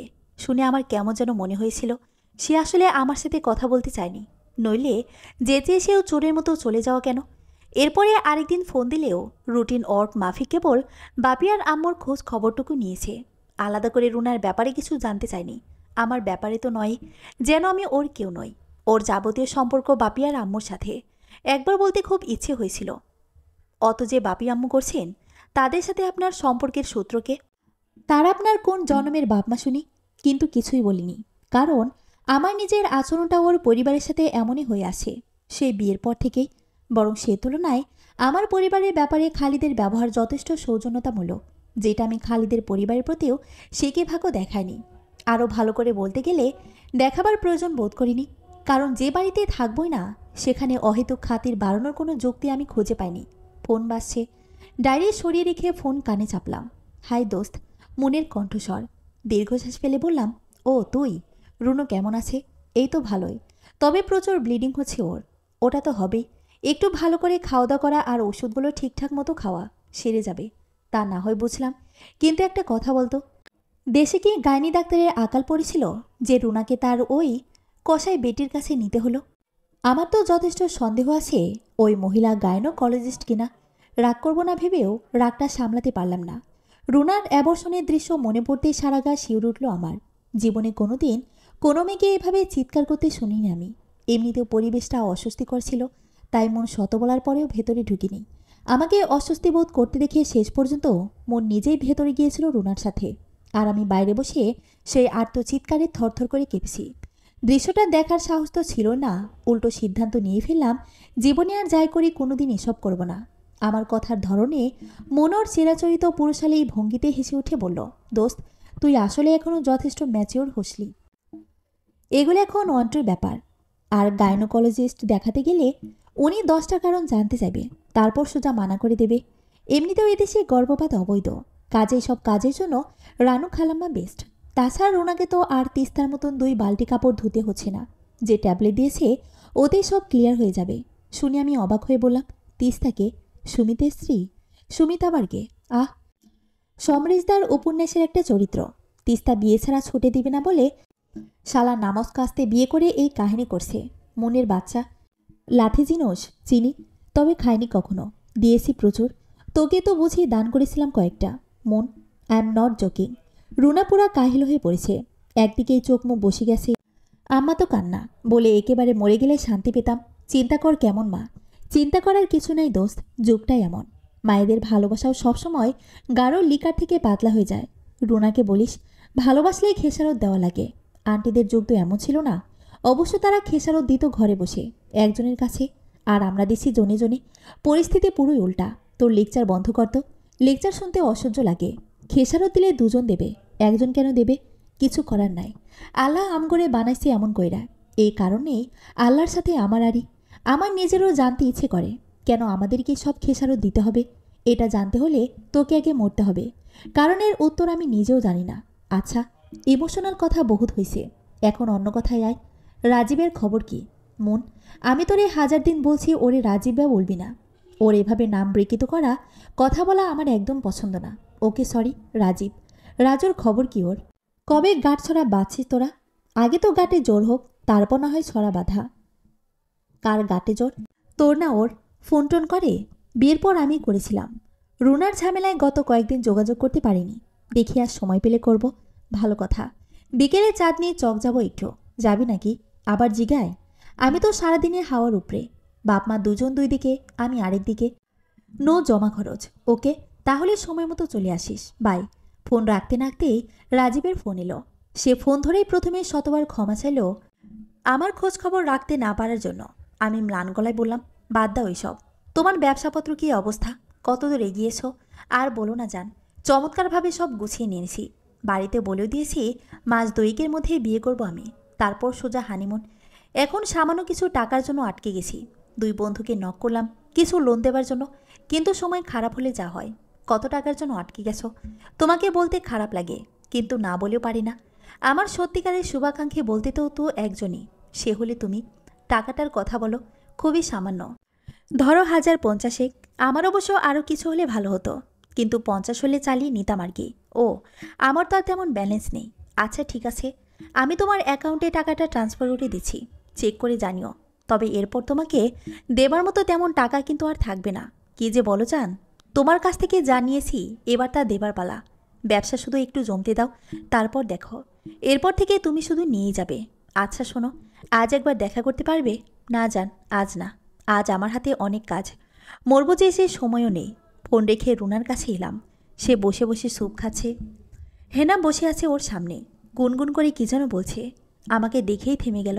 কাছে গিয়ে বললাম, হেনা তুই একটু বাইরে যা। বড় বোন মার্কা একটা দাপত্য ছিলই, আরও কিছু হয়তো ছিল, যার কারণে হেনা ভীত চোখে আমাকে একবার দেখে বেরিয়ে গেল। রুনাও গুটিয়ে গেল খানিকটা। আমি ওর সামনে গিয়ে বসলাম। কী অবস্থা এখন? ব্যথা কমেছে? রুনা ভীত চাহনি দিয়ে মাথা ওপর নিচ করল। হঠাৎ দাঁতে দাঁত চেপে বললাম, হারামজাদার নাম কি? কার নাম? রুনার চাহনি আরও ভীত হলো। যার সাথে গিয়েছিল এসব করতে, তার নাম। ওর নাম বলে তো লাভ হবে না আপু, ওরা অনেক ধনী। তাছাড়া আমি ঠিক জানি না। মানে? জানিস না মানে কি? হতভম্ব হলাম আমি। রুনা মুখ নামিয়ে বলল, তুমি যা ভাবছো তা না, আমি ওভাবে যাইনি আপু। তাহলে কিভাবে গিয়েছিলি? কথা বলিস না কেন? রুনা আবারও মুখ নামালো। আমি এবার চাপা স্বরে গর্জন করে উঠে বললাম, নাম বলর। রাজীবকে দিয়ে সাইজ করবো ওকে। রাজীব এখনও ওই কলেজের ক্যাডার, প্রচুর ছেলেপিলে আছে ওর হাতে। কিন্তু এখানে কাকে দায়ী করবো আপু? রাজন যদিও আমাকে ওখানে নিয়ে গিয়েছে, কিন্তু ও তো এটা স্বীকার করছে না। তাছাড়া আমি নিজেও তখন হুঁশে ছিলাম না। মানে, আমি যেদিন রীতিতার জন্মদিনে গিয়ে সেদিনই ওরা দুষ্টুমি করে আমার কোকের সাথে কী সব মিশিয়ে দিয়েছিল, সেটা খেয়ে সেন্স হারিয়েছিলাম আমি। তখনও জানতাম না যে আমাকে এরকম পরিস্থিতিতে পড়তে হবে। বলে রুনা ভেজা চোখে তাকালো, ঠোঁট কাঁপছে ওর। আর আমি তখন স্তম্ভিত হয়ে তাকিয়ে আসি। কখন যে আমার চোখগুলো বিস্ফোরিত হয়ে উঠেছিল বলতে পারবো না। ঘোর যখন কাটল, তখন দেখলাম আমার প্রচণ্ড চড়ে রুনার হাতে ধরা বাটিটা ঠোঁটে লেগে মুহূর্তেই ঠোঁটের ফোনা ফুলে আর সমস্ত সুপ গড়িয়ে ওর জামার ওপর। রুনা এবার ঝরঝর করে কেঁদে ফেলল। তুমি আমাকে মারলে কেন? কি করেছি আমি? কি করেছিস মানে? কেন গেল ওই বাটপারের সাথে? নিশ্চয়ই এটা ওর চাল ছিল। ও যে বাটপার তা তো আমি জানতাম না। তোমরা তো রাজনকে চিনতে। বাড়ি এলে আম্মু ওকে চা কফি বানিয়ে দিত। তোমাদের সামনে দিয়েই তো ও কতদিন আমার রুমে চলে এসেছে। কই, কোনোদিন তো বলনি যে রাজিন বাটপার। চুপ কর। ওর সাথে তুই মিশেছিস, আমরা না। আমরা শুধু দূর থেকে দেখেছি। আমরা কি করে জানবো যে ও কেমন? তাছাড়া তুই যে এত বড় বেকুব তা তো জানতাম না। আমি মোটেও বেকুব না আপা, আমি ইচ্ছে করে সব ঘটাইনি। রুনার ফোলা ঠোঁট আরও ফুলে গিয়ে বিশ্রী দেখাচ্ছে। হঠাৎ রাগে ক্ষোভে বুকের ভেতরটা জ্বলে উঠতে চাইল আমার। অক্ষম আক্রোশে কিছুক্ষণ তরপালাম। তখনও বুঝতে পারছিলাম না রাগটা আসলে কার ওপর, বাপি আম্মু নাকি রুনার বন্ধুরা। কি ভেবে দ্রুত রাজীবকে ফোন দিলাম। ওকে আমার আজই দরকার। কিন্তু ওর ফোনটা বন্ধ পেয়ে বিরক্ত লাগলো। বিকেলে মনকে নিয়ে মার্কেটে চলে এলাম। রুনার ব্যাপারটা জানালাম ওকে। মনও সায় দিল আমার কথায়। এটা নিয়ে বসে থাকা উচিত হবে না। সিদ্ধান্ত নিলাম কেনাকাটা শেষ করে রাজীবকে ফোন করব। ওকে বলবো সব ফেলে এখানে আসো আগে। তখনও জানতাম না যে রুনার চেয়ে বড় ধাক্কা অপেক্ষা করছিল আমার জন্য। সাদা কালোর সব থেকে কেক্রাফটে ঢুকতে যাবার মুখেই হঠাৎ দেখা হয়ে গেল রাজীবের সাথে। ঠিক দেখা হলো বলা যাবে না, আমি ওকে আগে দেখলাম। রীতিমতো আসার খাবার মতো অনুভূতি হলো আমার। রাজীব বলেছিল ওর জরুরি কাজ আছে, কাজটা যে এখানে তা বলেনি। রাজীবের সাথে আজ একটা মেয়ে আছে। ওকে আমার খুব চেনা চেনা মনে হতে লাগলো, কিন্তু কিছুতেই নামটা মনে করতে পারলাম না। পরক্ষণেই মন পাশ থেকে বলে উঠল, লে হালুয়া। এদিকে প্রিয়তা আর রাজীব মিয়া কাম সারছে বলে আমার দিকে তাকালো। আমার চোখ তখনও ওদের দিকে নিবদ্ধ। দুজনেই শপের বাইরে সাজানো ডলের গায়ের জামাটা দেখছে। প্রিয়তা নামটা মনের কথাটাই মনে পড়ল আমার। কলেজের সবচেয়ে ঢঙ্গি মেয়ে প্রিয়তা। পোশাক বদলানোর মতো বয়ফ্রেন্ড বদলায়। হাঁটা চলা দাঁড়ানোর ভঙ্গিতে সারাক্ষণ আহ্লাদ ঝরে পড়ে ওর। ছেলেদের দেখলে ওটার ফ্লো বেড়ে দ্বিগুণ হয়ে যায়। প্রিয়তাকে ভালো করেই জানি আমি, কিন্তু ওর সাথে রাজীব কেন? রাজীব তো ওকে দেখতে পারতো না বলেই জানি। প্রিয়তার দাঁড়ানোর ভঙ্গিটা বড় মোহনীয়। কোমর বাঁকা করে দাঁড়ানোয় বেশ লাসময়ই লাগছে ওকে। আর কোমরের ওই বাঁকটাতেই যেটা পিছলে নেমে গেছে নিচের দিকে, ঠিক সেখানটায় শুয়ে আছে রাজীবের হাত। সমস্ত গায়ে আগুন ধরে যাওয়ার অনুভূতি হলো আমার। অনেকটা তেরে এগোতে গিয়ে বাধা পেলাম। ঝট করে মুখ ফিরিয়ে মনকে দেখে চাপা ঝাঁজের সাথে বললাম, কি হয়েছে, হাত টানিস কেন? টানি কারণ এমনি শালাটাকে মাছের মতো স্লিপ কাটবো, তার চেয়ে চল টেকনিক করে শালারে ধরি। আমি আগে যাই, তুই 5 মিনিট পরে আয়। বলেই মন হাঁটা ধরল রাজীবের দিকে, আর আমি মনের ধাক্কায় ততক্ষণে শপের ভেতরে ঢুকে পড়েছি। স্বচ্ছ কাচের আড়াল থেকেই দেখতে পেলাম ওদেরকে। মন কথা বলছে রাজীবের সাথে। রাজীব ততক্ষণে প্রিয়তার কোমর ছেড়ে ব্যাগ সামলাতে ব্যস্ত। মনের কথা মতো ঠিক 5 মিনিট পর ওদের মুখোমুখি হলাম। রাজীবের অবস্থা দেখে মনে হলো সে যেন সদ্য ভূমিষ্ঠ একটা নিষ্পাপ শিশু। পার্থক্য এই সদ্যজাত শিশু কাঁদে, আর রাজীব স্ট্রোক মেরে গেছে। এ সময় সাধারণত চাপড় মেরে শিশুকে কাঁদাতে হয়। নিয়ম মেনে শরীরের সমস্ত শক্তি দিয়ে প্রবল চর কষালাম ওর গালে। রাজীব কাঁদল না বটে, কিন্তু বেশ বেসামাল হয়ে গেল। হাত থেকে ছিটকে পড়ে গেল ব্যাগগুলো। কিছু লোকজনও জড়ো হয়ে গেল মুহূর্তে। হেসে উঠে বললাম, আমি যখন বললাম আজ দেখা করো, তখন বললে জরুরি কাজ আছে। এটাই তোর সেই জরুরি কাজ? আমার টাকায় ব্যবসা ফেদে এখন ফুর্তি করা হচ্ছে, তাই না? প্রথমটায় হকচকে গেলেও মুহূর্তে নিজেকে সামলে নিল রাজীব। পরক্ষণেই সে যা করল তার জন্য মোটেও প্রস্তুত ছিলাম না আমি। হুড়োহুড়ির এক পর্যায়ে প্রবল চরে ভূপাতিত হবার সময় বুঝিনি যে ওটা রাজীবের দেওয়া আঘাত ছিল। সেই রাজীব যে কলেজ চত্বরে আমাকে নিজের বুক দিয়ে আগলে রাখত, যার কারণে কলেজের বাকি ক্যাডাররা সাহস পেত না আমাকে টিজ বা প্রপোজ করতে, যার কারণে আমি র্যাগিংয়ের নোংরামি থেকে বেঁচে গিয়েছি। যে রাজীব আমাকে আমার বিয়ের পরও আপন করে নিতে চেয়েছিল, সেই রাজীবের আজ এমন রূপ দেখব কশিনকালেও আশা করিনি আমি। প্রবল ইচ্ছে হলো ছুটে গিয়ে ওর কলার ধরে ঝাঁকি দিয়ে বলি যে কতটা বিশ্বাস করতাম আমি তোকে, কিন্তু পারলাম না। একটু আগে ওর করা চরের আঘাতটা মরিচ বাটার মতো জ্বলনি তুলেছে আমার গাল আর কান জুড়ে। অপমানের জ্বলনি তো আলাদা। ততক্ষণে রাজীব রওনা দিয়েছে প্রিয়তার হাত ধরে। চলে যাবার আগে আমাকে উদ্দেশ্য করে মনকে বলেছে, তোর বান্ধবীরে বলে দে আমাকে ঘাটালে ফল ভালো হবে না, পরে ওকেই পস্তাতে হবে। খামোখা ঝামেলা যেন না করে। ও ঝামেলা করলে আমিও ঝামেলা করব, নয়তো আজকেই সব দাইন্ট। বাঁকা হাসি দিয়ে শেষবারের মতো আমার দিকে তাকালো রাজীব। আর ওর টাকা, যেই টাকা তুই নিছস ওর থেকে, মনও ছাড়ার পাত্রী না। সেও সরাসরি প্রশ্ন করে বসল। তবে মনের এই প্রশ্নে রাজীব মোটেও ঘাবড়াল না। সে তীব্র তাচ্ছিল্যের দৃষ্টিতে আমাকে একবার দেখে নিয়ে বলল, ওর কাছ থেকে কোনো টাকা নিইনি আমি।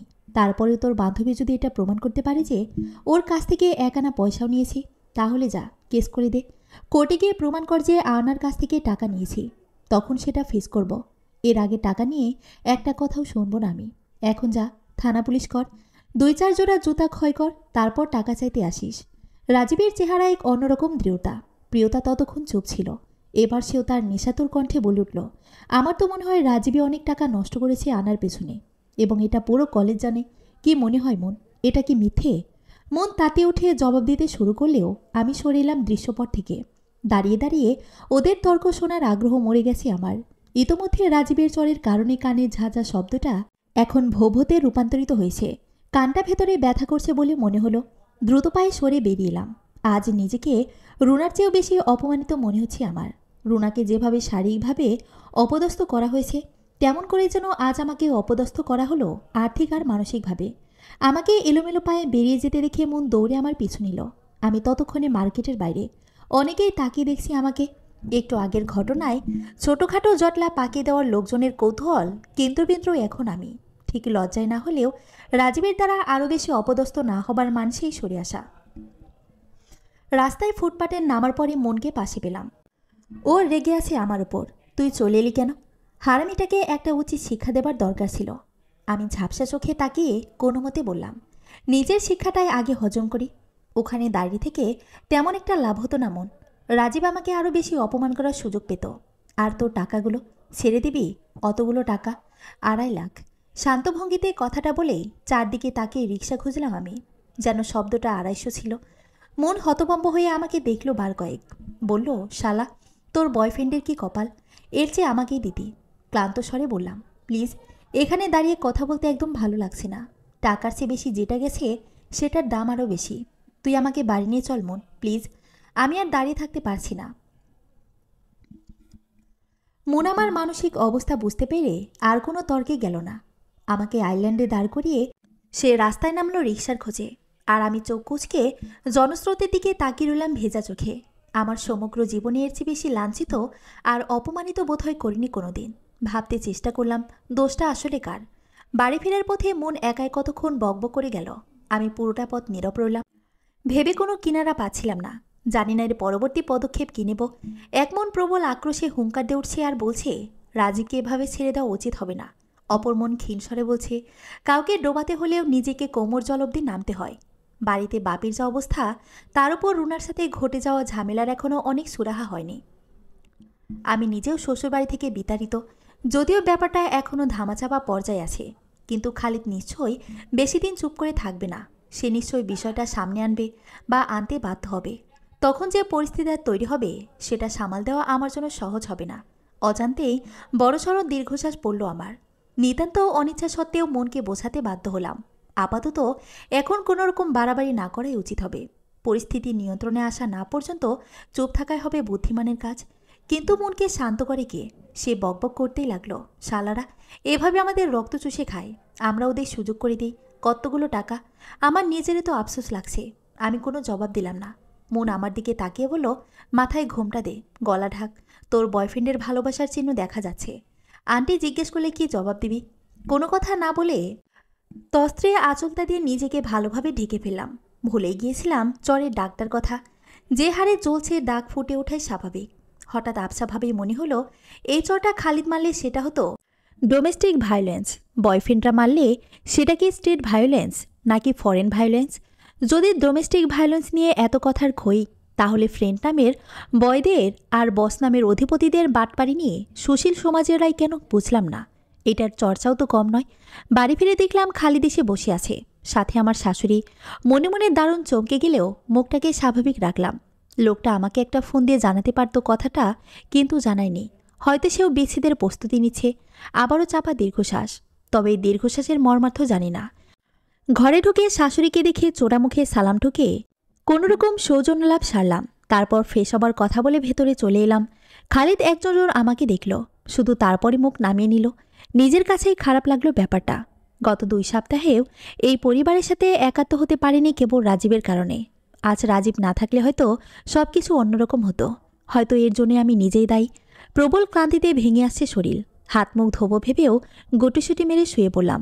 চোখটা লেগে আসছিল প্রায়। অমনি টের পেলাম আমার রুমের দরজায় টোকা দিচ্ছে কেউ। মন বলল ওটা খালিদ।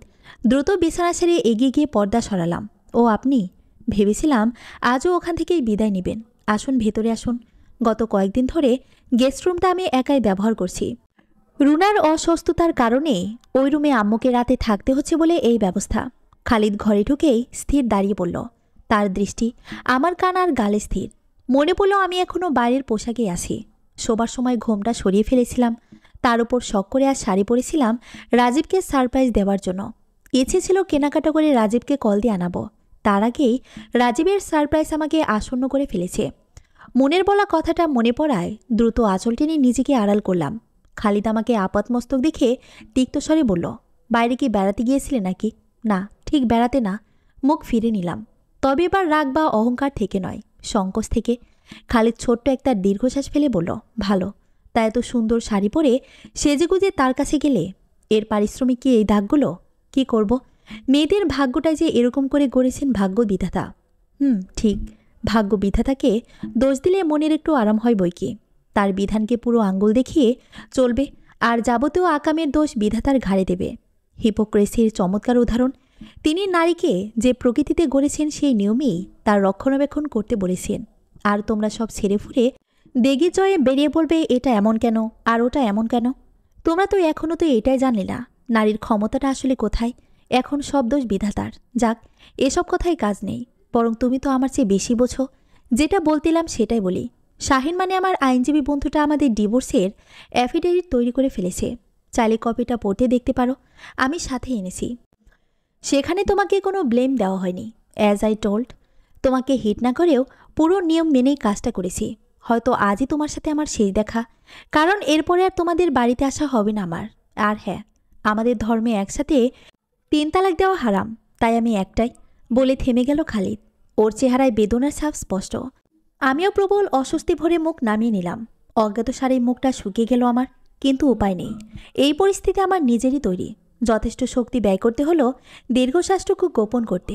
খালিদ এবার বলে উঠল, তোমার মহারণার অর্ধেক টাকা স্ট্যান্ড বাই আগেই শোধ করে দিয়েছিলাম, মনে আছে তো? তবে যেহেতু আমাদের মাঝে স্বামী স্ত্রীর সম্পর্ক তৈরি হয়নি, সেহেতু পুরো মোহরানার দাবিটা এখানে আসবে না। অর্ধেক মোহরানার দাবিদার তুমি, যেটা অলরেডি দেওয়া হয়ে গেছে। তারপরেও আমি তোমার ইদ্যুৎকালীন ভরণপোষণ সহ পুরো খরচটাই শাহিনীর কাছে জমা দিয়েছি। জোর সম্ভাবনা আছে কালকের মধ্যেই সেগুলো তোমার হাতে চলে আসবে। নিয়ম অনুযায়ী সিটি কর্পোরেশন থেকে 3 বার ডাকা হবে তোমাকে ম্যাচুয়ালের জন্য। ওটাই এড়িয়ে গেলেই চলবে। 3rd মান্থে আমাদের ডিভোর্স কমপ্লিট হয়ে যাবে। এই হলো প্রসেস। বলে একটু থামলো খালিদ। আমি মুখ নামিয়ে রেখেছি। কোনো রকম অনুভূতি হচ্ছে না আমার, না রাগ না দুঃখ। আজকের দিনটাই বুঝি আমার জন্য সব হারাবার দিন। নইলে মাত্র একদিনেই 2.5 লাখ টাকার সাথে রাজীব আর খালিদ একসাথে আমার জীবন থেকে চলে যাবে কেন? খালিদকে বিদায় দেবার জন্য উঠে দাঁড়ালাম। মৃদুস্বরে বললাম, আপনার অনেক কষ্ট হলো, অনেকগুলো টাকা নষ্ট হলো। সামাজিকভাবে অপদস্থ হলেন আমার জন্য। কিভাবে ক্ষমা চাইব বুঝতে পারছি না, তবু বলবো ক্ষমা করে দেবেন। আমার কথায় ফিরে তাকালো খালিদ। তোমার এহেন বোধোদয়ের জন্য শুক্রিয়া। আমি কাউকে ঋণী রাখতে পছন্দ করি না। ক্ষমা করেছি বললে যদি তোমার মন হালকা হয় তবে দিলাম ক্ষমা করে। তবে শেষ একটা অনুরোধ করতে চাই, এভাবে নিজেকে নষ্ট করে ফেলো না। মেয়েদের এভাবে চলা উচিত না। তারা শিশুর মতোই কোমল আর অরক্ষিত। একে দুর্বলতা বলে যারা তোমাদের মাথা খারাপ করে দিয়েছে তারা নিজেরা যথেষ্ট সুরক্ষিত অবস্থানে থেকে কথাগুলি বলেছে। সহজ জিনিসটা কেন বুঝো না বুঝি না। যাই হোক, আমি আসি, ভালো থেকো। বলেই খালিদ আর দাঁড়ালো না। খালিদ চলে যাবার পরও আমি পোশাক না বদলেই চুপ করে বসে রইলাম অনেকক্ষণ। অনুভূতিরা সব বিবশ হয়ে আছে, কারো কোনো রায় নেই। নিজেকে মানুষ কম পাথর মনে হচ্ছে বেশি। এখনও চোখের সামনে রাজীব প্রিয়তা আর মার্কেটের ফ্লোরে গড়াগড়ি খাওয়া আনা নামের মেয়েটার অবমানিত মুখটা ভাসে। রাতে শুতে যাবার আগে বাপির ঘরে এলাম। আম্মুর কাছে শুনলাম বাপির অসুস্থতা আরও বেড়েছে। আজও তার প্রেশারও হাই ছিল। এবার যেন তার অসুস্থতা যাবার নামই নিচ্ছে না। জানি না আমার বিচ্ছেদের খবরে তার প্রতিক্রিয়া কী হবে। বাপির ঘরে ঢুকে দেখলাম তার চোখ বন্ধ। ঘুমোচ্ছেন কিনা বোঝা গেল না। আমাকে ঘরে ঢুকতে দেখে আম্মু চাপা স্বরে বললেন, তোর বাপিকে কিছু জানাইনি আমি। কাজেই ওসব বলে লোকটার মনটা ভেঙে দিস না। একজন তো শয্যাশায়ী করেছে, এবার তুই লোকটাকে মেরে ফেলিস না। তোদের আল্লাহর দোহাই লাগে। বলতে গিয়ে চাপা স্বরে গুঙ্গিয়ে উঠলেন আম্মু। পরদিন সকাল থেকে শুরু হলো খালিদের পাঠানো তালাকনামা আসার অপেক্ষা। তবে এটাকে অপেক্ষা বলাটা বোধহয় ভুল হবে। কাগজটা আসবে জানি বলেই এমন প্রতীক্ষা। কারণ আমি চাই না আমার আগে কারো হাতে এটা পড়ুক। সে কারণে দরজার দিকে চোখ কান সবসময় বিছিয়ে রাখা। বলা যায় প্রেমপত্রের মতো করে বিচ্ছেদনামার আসার ক্ষণ গুনছি। তার আগেই ঘটল এক দুর্ঘটনা। নাস্তা সেরে রুমে এসে বসতেই রুনা ছুটে এলো আমার কাছে। ওর উদ্ভ্রান্তের মতো চেহারা দেখে ভয়ই পেলাম। ব্যস্ত ভঙ্গিতে উঠে দাঁড়ালাম। কী রে, কী হয়েছে? আপি, আপি, রাজন আমার ছবিগুলো নেটে ভাইরাল করে দিয়েছে রে আপি, এই দেখ। বলে আমার হাতে মোবাইল ধরিয়ে দিয়েই 2 হাতে মুখ ঢেকে কেঁদে উঠল রুনা। আমি মোবাইলের দিকে তাকিয়ে স্তম্ভিত হয়ে গেলাম। সমস্ত শরীরে গা গোলানো একটা অনুভূতি। ঝট করে রুনার দিকে তাকালাম। রাজন হঠাৎ এসব কেন করলো জানি না। রুনা চোখ সরিয়ে নিল। জানিস না নাকি বলবি না? রুনার কাজ চেপে ধরে বললাম, মিথ্যে বলবি না। সে কি বলেছে বল? প্রয়োজনে পুলিশকে জানাবো আমি। এটা অবশ্যই একটা সাইবার ক্রাইম। ওকে জেলের ভাত খাওয়াবো আমি। আমার কণ্ঠে দৃঢ়তা রুনাকে স্পর্শ করলো। বয়স কম বলে হোক বা অপরিপক্ক, মানসিকতা থেকে সে নিজের দুর্বলতার কথা প্রকাশ করে দিল আমাকে। জানালো সে রাজনকে মনে প্রাণে বিশ্বাস করে বলে বাথরুমে মোবাইল নিয়ে যেত আর নিজের সেলফি পাঠাতো রাজনের ফরমাইশ মোতাবেক। কথাটা শোনার পর নিজের কানকে বিশ্বাস হচ্ছিল না যে একটা মেয়ে কী করে এতটা বোকা হতে পারে। পরক্ষণেই মনে হলো, না, এটাকে পুরোপুরি বোকামি বলা যাবে না। এটাকে অবদমিত প্রেষণার বহিঃপ্রকাশও বলা যেতে পারে, যার হাতে খড়ি একটা ছোট্ট চটি গল্প দিয়ে শুরু হয়। আমি নিজেও নারী পুরুষের একান্ত মুহূর্তের উন্মুক্ত ছবিটা চটি গল্পের শব্দ দিয়ে সাজাতে শিখেছি। যার হাতে দামি অ্যান্ড্রয়েড নেয় সেও বাটন সেটে গল্প পড়তে পারে। পর্ণ সাইটগুলো যদি ভালো গাড়িটির কলেজ হয়ে থাকে তাহলে চটি গল্প এটার প্রাইমারি স্কুল।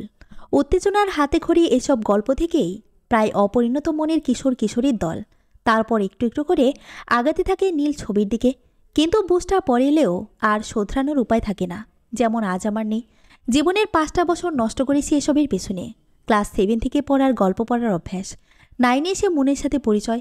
ক্লাস 10-এর গোড়ার দিকে ঘনিষ্ঠতা বাড়লে মন আমাকে সন্ধান দিয়েছিল এক অন্যরকম গল্পের।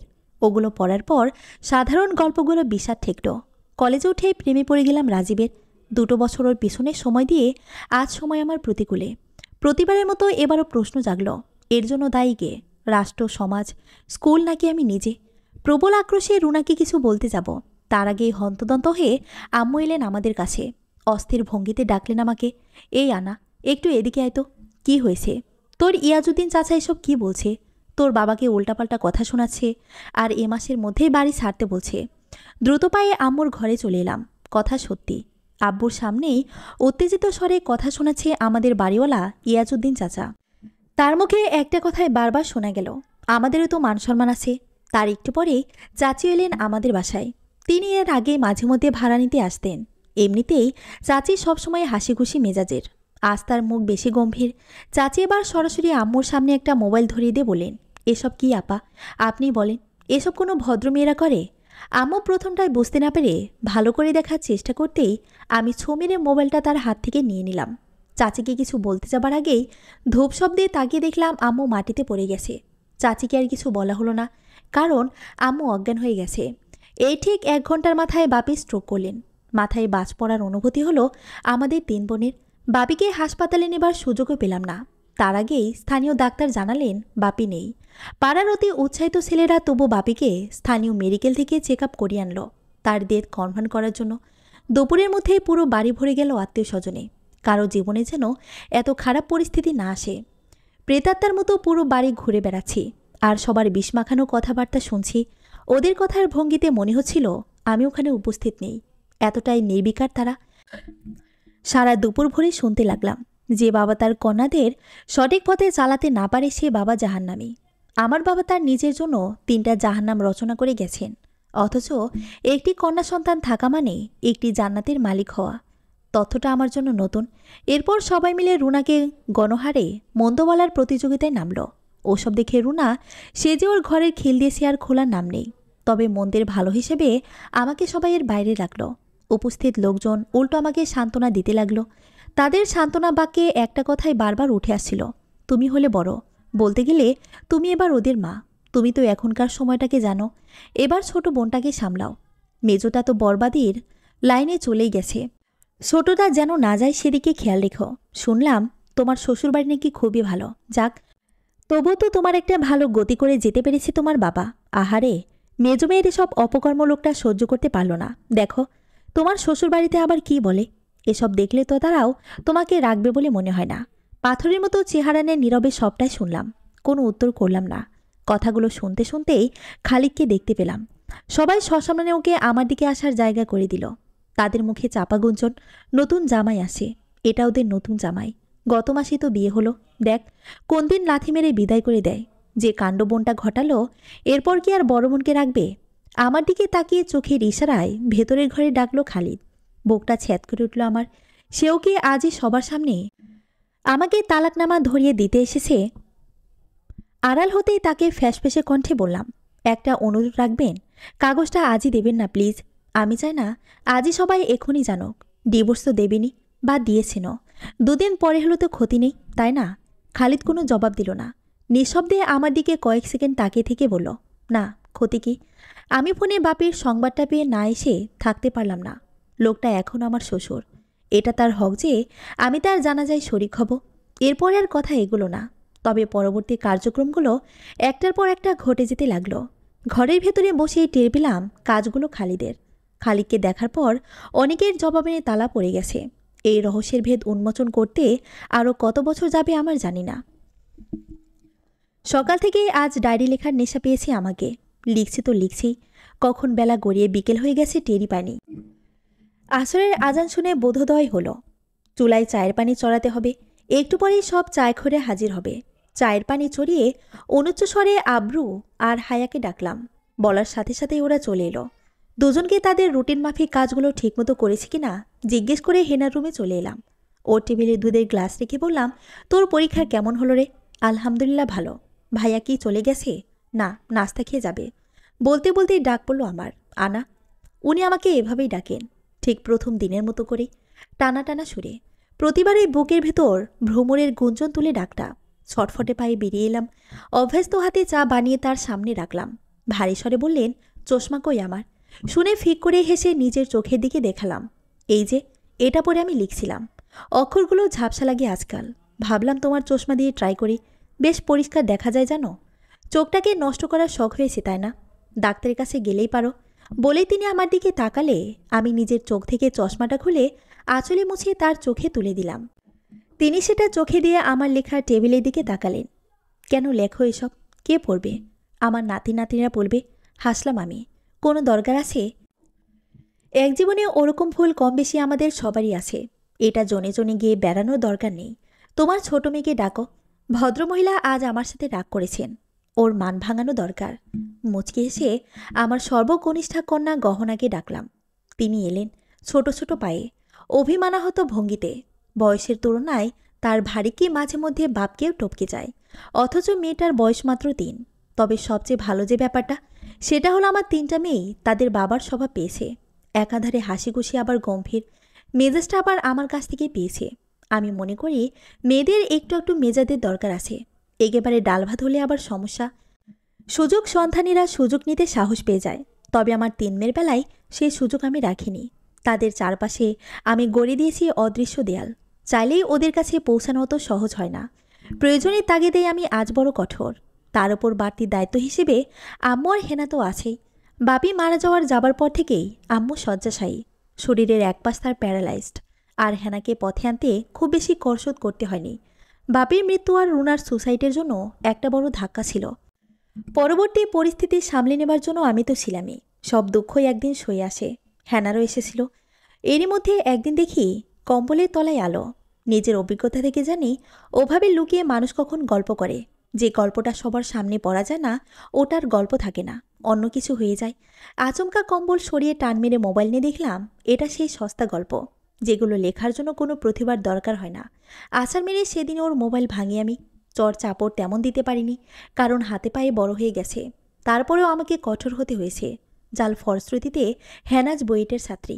ওকে আমি মনের মতো বন্ধু গড়তে দিইনি, যার ঠাঁই আজও কোথাও হয়নি, না ঘরে না বাইরে। বিগত যৌবনা মন এখন যৌবনে কজনের মণ্ড চিবিয়ে খেয়েছে সেই হিসেব কষে বসে বসে। আরক্ষিক অর্থেই আমি এখন বাড়ির বড় মেয়ের ভূমিকায়, একই সাথে খালিদের বাড়ির বউ। তবে পথটা মসৃণ ছিল না আমার জন্য। খালিদের পরিবার আমার মত অজাতকে মেনে নিতে চায়নি। খালিদের অনমনীয়তার কারণে তারা মেনে নিতে বাধ্য হলেও আমার সাথে তাদের আচরণ ছিল বিমাতা সুলভ। তা হোক, এতে আমি বিন্দুমাত্র দমে যাইনি। ভালো করে জানি রাজত্ব পেতে হলে সততার সাথে কিছুটা সময় আর কাঠখড় একসাথে পোড়াতে হয়। তারপরে আসে আধিপত্য। নইলে থাকবো না কেউ বদ্ধ করে বলা সস্তা স্লোগানে শেষ পর্যন্ত ঘরপোড়া গরু হয়ে মাঠে ময়দানে চড়ে বেড়ানো ছাড়া আর উপায় থাকে না। ওরকম ছাড়া গরু পেলে সবাই যে জবাই করার তালে থাকে, সেটা এতদিনে বেশ ভালো করেই জেনে গেছি। রাজীবের প্রতি আমি কৃতজ্ঞ যে সে ওদিন আমাকে অপমান করেছিল। নইলে এ ঘোর আমার সহজে কাটত না কিনে সন্দেহ। আর খালিদ বেচারা সেদিন আমার দুরবস্থা দেখে শেষ পর্যন্ত অ্যাফিডেভিট ছিঁড়ে ফেলতে বাধ্য হয়েছিল। একই দিনে বাপের চলে যাওয়া, আম্মুর শয্যাশায়ী হওয়া আর রুনার সুসাইড আমাকে পাগল করে ফেলত। যদি না সহমর্মী হিসেবে সেদিন খালিদ আমার পাশে দাঁড়াতো। ওর কাছ থেকে শিখেছি কিভাবে স্বার্থপরতা এড়ানো যায়। আজকাল বেশ খুশি মনেই স্বার্থ বিসর্জনের অপ্রীতিকর কাজটা করি। এখন আমি রোজ নিঃস্বার্থ বিসর্জন দিই এবং সেজন্য মোটেও অনুতাপ করি না। আমার ঘরে এখন হেনাসহ 4 জন উদীয়মান মহর্ষি। কারণ ওদের কোকিলা হবার পথে সবচেয়ে বড় বাধা যে আমি নিজেই। আমি চাই না আমার মেয়েরা কোকিলা হোক। কাকের বাড়ির ডিম পেড়ে গান গেয়ে বেড়ানো অরুণচণ্ডী কোকিলা আমার দরকার নেই। বরং তারা বাচক বাঘিনী হয়ে, যার আত্মত্যাগ না হলে বাঘ প্রজাতি আজ বিলুপ্ত হয়ে যেত। তারা হোক প্যালিগনের মতো। মা যে প্রজাতিটা পৃথিবীতে টিকে আছেই তাদের মায়ের জন্য। পৃথিবীটা প্রতিটা সৃষ্টির মতো নিজের সৃষ্টির রহস্য জানুক আমার মেয়েরা। নিজেদের সম্মান তারা অর্জন করতে শিখুক। নিজের ভালো লাগা চাপিয়ে দেবার মতো মূর্খ বাবা মা আমরা নই, তবে সিদ্ধান্ত নিতে ওদের সাহায্য করতে সদা তৎপর। যেন তারা কখনোই জ্ঞানপাপীদের মতো নিজেদের নারীত্বে আক্ষেপের সুরে তুলে না বলে আমি কেন পুরুষের মতো চলতে পারবো না। এর চেয়ে বড় মূর্খতা যে আর নেই। সমাপ্ত।